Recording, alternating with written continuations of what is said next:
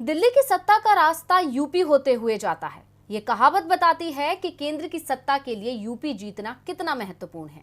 लेकिन सिर्फ यूपी की जीत दिल्ली की सत्ता नहीं दिला सकती। इसके लिए बिहार भी जीतना जरूरी है, क्योंकि यूपी और बिहार से लोकसभा की 120 सीटें आती हैं। इन्हीं की दम पर 2014 और फिर 2019 में बीजेपी की केंद्र में सरकार बनी। लेकिन इस बार ये राज्य बीजेपी को सत्ता से उतार सकते हैं। लखनऊ में समाजवादी पार्टी दफ्तर के बाहर आज सुबह लगा एक पोस्टर चर्चा में आ गया है। पोस्टर में नीतीश कुमार और अखिलेश यादव की तस्वीर के साथ लिखा है, UP plus Bihar is equals to गई मोदी सरकार। सपा दफ्तर की दीवार पर लगे इस पोस्टर को सपा नेता आईपी सिंह ने लगवाया है। आईपी सिंह ने दावा किया कि देश में विपक्षी दलों ने मोदी सरकार के खिलाफ मोर्चा खोल दिया है।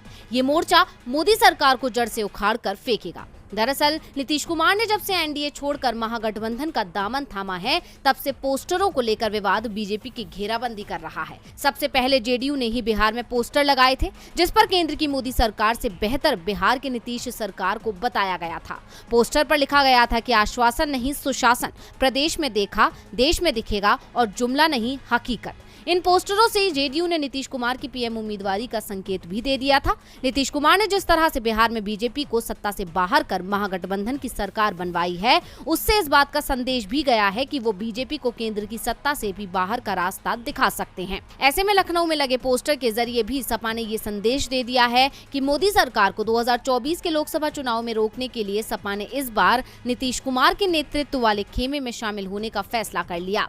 अखिलेश यादव भी कई बार कह चुके हैं कि बीजेपी के खिलाफ छेड़ी गई मुहिम में वो नीतीश कुमार के साथ हैं। नीतीश कुमार और अखिलेश के करीब आने के संकेत 6 सितंबर को ही मिलने लगे थे, जब नीतीश कुमार गुड़गांव के मेदांता अस्पताल में भर्ती सपा के संयोजक मुलायम सिंह यादव से मुलाकात करने पहुंचे थे। यहाँ उनकी मुलाकात अखिलेश यादव से भी हुई थी और अब अखिलेश और नीतीश के साथ आने से बीजेपी की मुश्किलें बढ़ती दिख रही है। यूपी और बिहार की 120 सीटों में से एनडीए को 103 सीटों पर जीत मिली थी, जिसमें बीजेपी को अकेले 79 सीटें मिली थी। लेकिन अब नीतीश के पाला बदलने और सपा के मजबूत होने के बाद स्थिति में बड़ा बदलाव दिखने के संकेत मिल रहे हैं।